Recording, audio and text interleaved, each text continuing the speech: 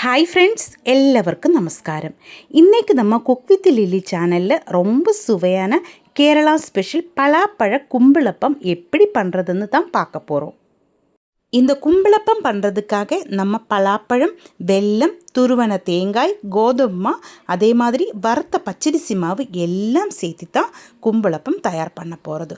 நல்ல சூப்பர் டேஸ்ட்டாக இருக்கும், நல்ல ஒரு வாசமாக இருக்கும். நம்ம இது வழனை இலையில் தான் தயார் பண்ண போகிறேன். பிரேக்ஃபாஸ்டாயும் டின்னராயும் எல்லாம் நமக்கு இந்த கும்பிளப்பம் சாப்பிடலாம். எப்படி தயார் பண்ணலாம்னு பார்க்கலாம் வாங்க, வீடியோக்குள்ளே போகலாம். பலாப்பழத்தில் வரிக்கப்பழம், அதே மாதிரி கூழப்பழம் என்ன 2 வகைகள் இருக்கும். நம்ம இன்றைக்கு கும்பிளப்பம் செய்ய போகிறது கூழப்பழத்தில் தான். இப்போ கூழப்பழம் தான் நான் எடுத்து வச்சுருக்கேன். இது நல்லா பழுத்த பழமாய் சாஃப்டாகி இருக்குது. ஆனால் வரிக்கப்பழமாக இருந்தால் இன்னும் கொஞ்சம் கூட ஹார்டாக இருக்கும். இதுக்குள்ளே இருக்கிற கொட்டையெல்லாம் நமக்கு எடுத்து மாற்றணும். அதுக்கப்புறமா இது நமக்கு மிக்சியோட ஜாரில் ஒன்று அரைச்செடுக்கணும். நல்ல இனிப்பான பழம்தான் நான் இப்போ எடுத்து வச்சுருக்கேன். இனி நமக்கு இதிலேக்கு தேவையான வெல்லம், தண்ணி ஊற்றி பாவு காய்ச்சி எடுக்கலாம். பாருங்கள், 3/4 கப்பு வெல்லம் தூள் தான் நான் எடுத்திருக்கிறேன். நீங்கள் உங்களுக்கு பிடிச்ச அளவில் இனிப்பு சேர்த்திக்கோங்க.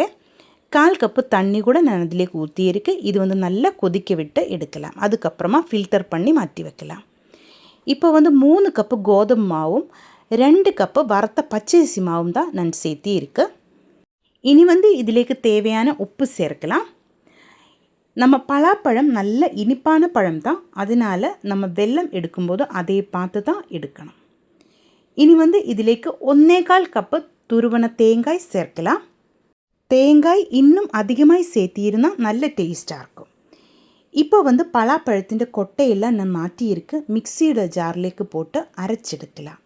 இதிலேக்கு 1/2 டீஸ்பூன் சீரகமும் ஏலக்காயும் தூள் பண்ணிட்டு தான் நான் சேர்த்தியிருக்கு. இதையும் போட்டு தான் நம்ம நல்லா அரைச்செடுக்கணும். இப்போ நான் மிக்சியில் நல்லா அரைச்செடுத்திருக்கு.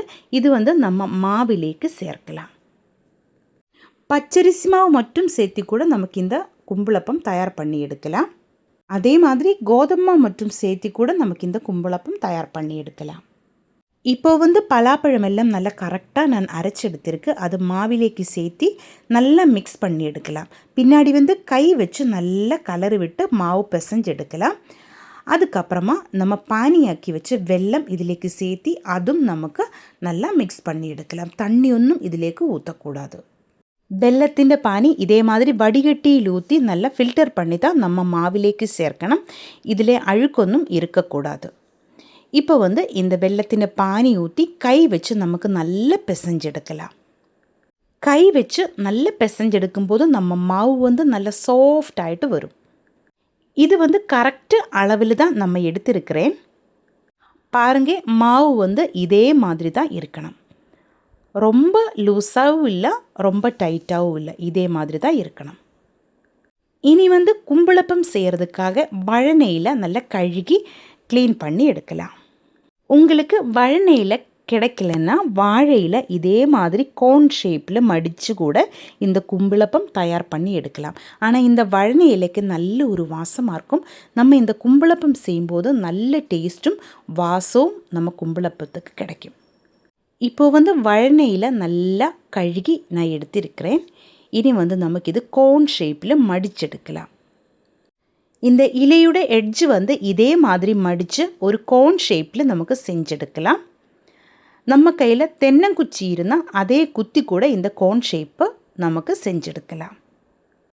பாருங்கள், இதே மாதிரி தான்.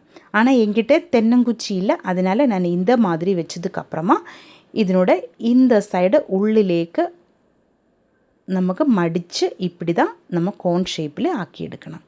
அதுக்கப்புறமா நம்ம பிசைஞ்சு வச்சுருந்த மாவை அதுக்குள்ளே போட்டு கரெக்டாக லாக் பண்ணி எடுத்துக்கோங்க.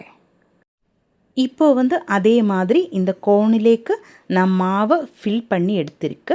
இதே மாதிரி கரெக்டாக லாக் பண்ணிக்கோங்க. தென்னங்குச்சி இருந்தால் கரெக்டாக அதை வச்சு குத்தி கூட நமக்கு இந்த கோன் ஷேப்பை ஈஸியாக எடுக்கலாம். இப்போ எல்லா இலையும் நான் இதே மாதிரி மாவு ஃபில் பண்ணி எடுத்திருக்கு. அதுக்கப்புறமா இட்லி தட்டில் வச்சு நமக்கு ஒரு 15 நிமிஷம் லோ ஃப்ளேமில் வேக வச்சு எடுக்கலாம். பாருங்க, நம்ம கும்பிளப்பமெல்லாம் கரெக்டு பாகத்தில் வெந்து வந்துடுச்சு. நல்ல ஒரு வாசமாக இருக்கும், அதே மாதிரி நல்ல டேஸ்ட்டுமாக இருக்கும்.